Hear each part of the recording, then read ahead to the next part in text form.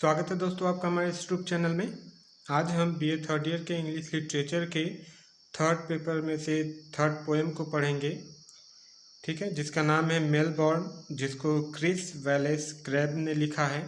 ठीक है, इस मेलबॉर्न नामक पोएम का हमने इंट्रोडक्शन पहले वीडियो में पढ़ा दिया है, वो आपको नोटिफिकेशन में मिल जाएगा। ठीक है, अगर आप इंट्रोडक्शन को पहले समझ लेंगे तो पोएम समझना बहुत ही आसान हो जाएगा। तो आइए अब हम पोएम को स्टैंजा वाइज स्टार्ट करते हैं। स्टैंजा को स्टार्ट करते हैं। Not on ocean on a muted bay where the broad rays drift slowly over mud and flat head loll on sand a city bloats. ये मेलबॉर्न नामक जो शहर है वो नॉट ऑन द ओशन, वह किसी महासागर पे स्थित नहीं है। ऑन अ म्यूटेड बे, बल्कि वह एक शांत, म्यूटेड मतलब होता है शांत, बे मतलब खाड़ी, बल्कि वह एक शांत खाड़ी पे स्थित है। ठीक है, हमारा मेलबॉर्न सिटी जो शहर जो है वो किसी महासागर पे उपस्थित नहीं है, बल्कि वह एक शांत घाटी के किनारे स्थित है। Where the broad rays drift slowly over mud, जहाँ पर सूरज की तेज किरणें, जहाँ पर सूरज की तेज किरणें भूमि पर धीरे धीरे बहती हैं। ड्रिफ्ट मतलब होता है बहना, स्लोली मतलब धीरे धीरे, मड मतलब मिट्टी, ठीक है, या फिर भूमि। And flat head loll on sand. Flat head का मतलब बेसर होता है, मतलब बिना सर का। And flat head loll on sand, और इसे देख के ऐसा प्रतीत होता है कि मानो जैसे बिना सिर का ये शहर उन वहाँ पर उन बालू पे क्या हुआ है, लोल पड़ा हुआ है। A city bloats between the plains of water and of loom. A city bloats, ये जो शहर है यहाँ पे आवाज़ें बहुत धीमी हैं, मतलब इस शहर में बहुत शांति है। Between the plains of water and of loom, और ये जो मेलबॉर्न नामक शहर है, बिटवीन वो बीच में है। किसके बीच में है? द प्लेन्स ऑफ वाटर मतलब समतल पानी और लूम मतलब होता है चिकनी मिट्टी। समतल पानी और चिकनी मिट्टी के बीच में हमारा ये जो मेलबॉर्न शहर है वो स्थित है। If surf beats it is faint and far away. If यदि इन खाड़ियों में लहरें चट्टानों से टकराती हैं तो इट इज़ फेंट एंड फार अवे, तो यहाँ की लहरों के जो आवाज़ है वह यहीं शांत घाटियों में ही रह जाती हैं, मतलब शहरों तक यहाँ की आवाज़, लहरों की आवाज़ नहीं पहुँच पाती। ठीक है, सर्फ मतलब होता है लहर। इफ़ स्लोगन ब्लो अराउंड, यदि शहरों में कोई नारे लगते हैं तो वी स्टे एट होम, तब हम घरों में रहते हैं। एंड और लाइक द बे, और उस घाटी के समान, मतलब मेलबॉर्न की जो घाटी है उस घाटी के समान हम भी शांत रहते हैं। कहने का मतलब जिस तरीके से मेलबॉर्न की घाटी इतनी शांत होती है उसी प्रकार से वहाँ के लोग भी बहुत शांत हैं। आवर ब्लड्स फ्लोस ईजली, और ब्लड फ्लोज ईजली का मतलब खून धीरे बहना। इसका मतलब ये होता है कि वहाँ के लोग लड़ाई नहीं करते, हिंसा नहीं करते, एक दूसरे से प्रेम करते हैं। ठीक है, not warm not cold in all things moderate.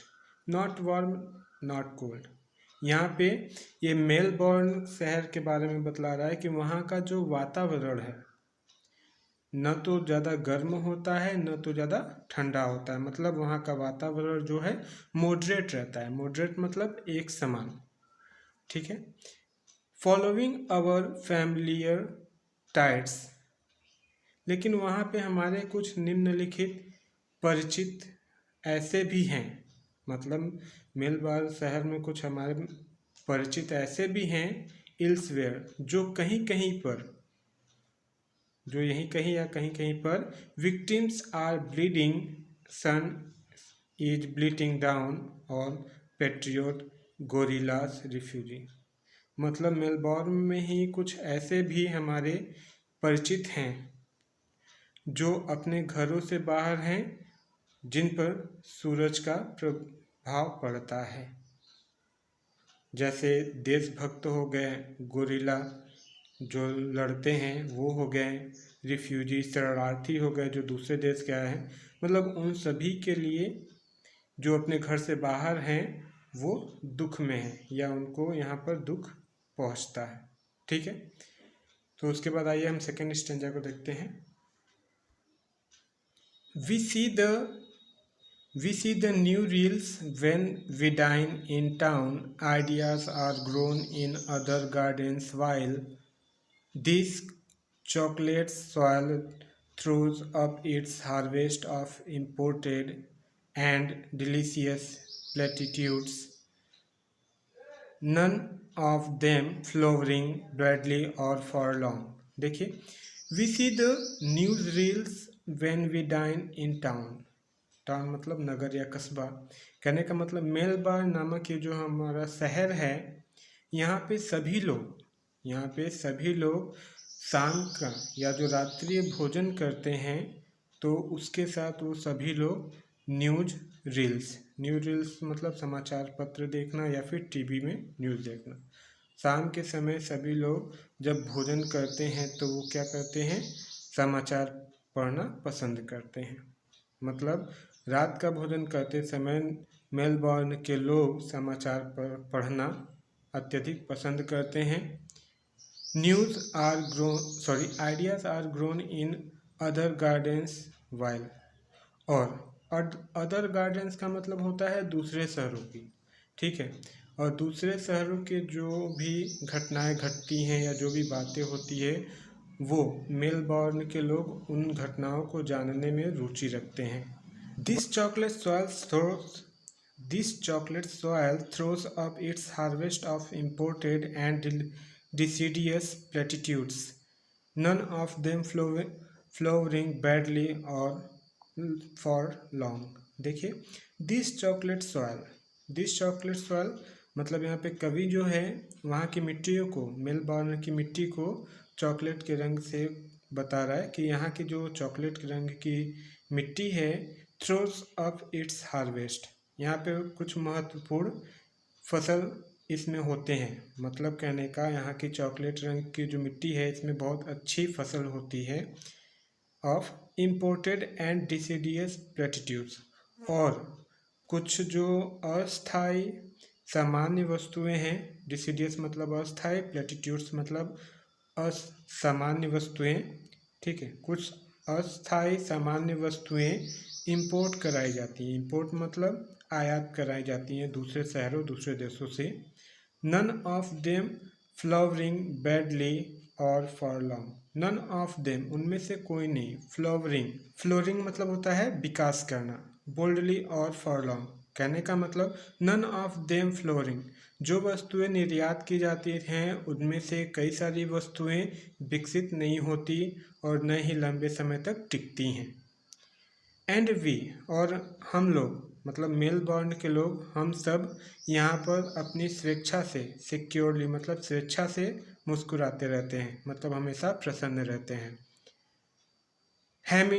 Humming अ बार और टू ऑफ रस्टी सॉन्ग, और हमेशा हम लोग रस्टी पुराने गीतों को क्या करते हैं, पुराने गीतों के बार मतलब होती है लाइनें, एक दो लाइनों को गुनगुनाते रहते हैं।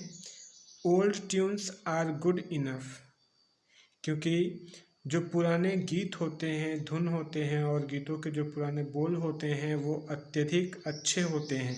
इफ़ सिंग वी मस्ट, यदि हम उन गीतों को अच्छे से गाएं तो ओल्ड इमेज, हमारे अंदर पुरानी तस्वीरें उत्पन्न होगी, हमारे मन में विचार करने की शक्ति उत्पन्न होगी, जिससे हम पुरानी चीज़ों को रिवैम्प्ड क्या कर सकते हैं, नई चीज़ों में बदल सकते हैं, या पुरानी चीज़ों से हम नई चीज़ों को बना सकते हैं। रिवैम्प्ड मतलब होता है नए में बदल देना।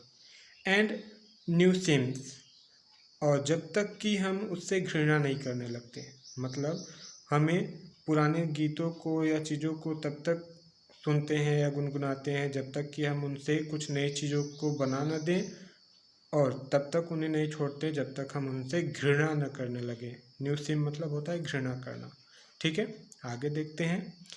Will set the burgers eyes and keep him quite. Will set the burgers eyes, और इस प्रकार से यहाँ के मतलब मेलबॉर्न के लोग हमेशा कुछ न कुछ नया करते हैं और संतुष्ट रहते हैं। हिम क्वाइट मतलब हमेशा शांत और संतुष्ट रहते हैं। ठीक है, तो आइए इसके बाद हम थर्ड स्टेंजा को देखते हैं। As the great wheels run on and should he seek. देखिए, as the great wheels run on, जैसे जैसे समय बीतता जाता है, एंड शुड ही सीक, वैसे वैसे मेलबॉर्न के लोग विभिन्न प्रकार के वेराइटीज़, विभिन्न प्रकार की चीज़ों को में खोज करते रहते हैं। जैसे कि देयर्स वाइंड, वो हवा के बारे में सोचते हैं। देयर्स हीट, वहाँ की गर्मी के बारे में सोचते हैं। देयर्स फ्रस्ट, वहाँ की कोहरों के बारे में सोचते हैं। ठीक है, मतलब जैसे जैसे समय बीतता जाता है वैसे वैसे मेलबॉर्न के लोग नई नई चीज़ों को खोजते रहते हैं और विचार करते रहते हैं, जैसे हवा के बारे में और गर्मी के बारे में और वहाँ के कोहरों के बारे में। To feed his conversation all the week, और पूरे सप्ताह तक वह कन्वर्सेशन बातें करते हैं। ठीक है, किस चीज़ के बारे में? वहीं पर्यावरण के बारे में, हवाओं के बारे में, गर्मियों के बारे में। ठीक है, उसके बाद देखते हैं। Highway by highway the rumourless cars strangles the city. यहाँ पर हाईवेज बाय हाईवेज, मुख्य मार्ग से मुख्य मार्ग तक चारों तरफ क्या होती हैं? रिमर्सलेस मतलब निर्दयी कारें या गाड़ियाँ चलती रहती हैं, जिससे कि स्ट्रेंगल्स द सिटी, स्ट्रेंगल्स मतलब होता है दम घुटना, जिससे कि इस शहर का दम घुटता है।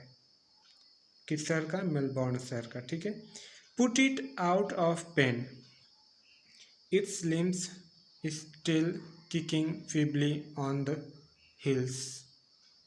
देखिए, put it out of pain, अपने दर्द को निवारण के लिए, इट्स लिम्स, इस शहर के जो भी अंग है, जो भी अंग का मतलब आयात निर्यात के साधन हो गए और वस्तुएं, दुकानें, बाजार। ठीक है, still kicking feebly on the hills, यहाँ के सभी दुकानें, बाजार पहाड़ों तक दुर्बलता से फैल गए हैं। नोबडी केयर्स, कोई भी ध्यान नहीं करता, मतलब इस शहर का कोई भी ध्यान नहीं देता कि इससे कितना इस पर दुष्प्रभाव पड़ता है। The artist fell at down, और यहाँ के जितने भी कलाकार हैं उनका अत्यधिक बुरा समय चल रहा है। फॉर ब्रिस्कर्स पार्ट, इसलिए ब्रिस्कर्ट मतलब होता है तेजी से, और पोर्ट मतलब होता है बंदरगाह। मतलब यहाँ के कलाकारों का हालत इतना बुरा है कि वो तेजी से बंदरगाह की ओर जाते हैं, और नॉट इन पब्लिक बार्स, और रॉट इन पब्लिक बार्स, और वो अपना ज़्यादा से ज़्यादा समय पब्लिक बार्स, लोगों के बीच बिताते हैं। Through though much has died, her little has been born. यहाँ पे बहुत सारी अब अच्छी जो चीज़ें थीं, मतलब मेलबॉर्न में जो बहुत सारी अच्छी चीज़ें थी, अब वो धीरे धीरे ख़त्म हो रही हैं और बहुत कम चीज़ें पैदा हो रही हैं। ठीक है, तो यह हमारा पोएम समाप्त होता है। Okay, bye.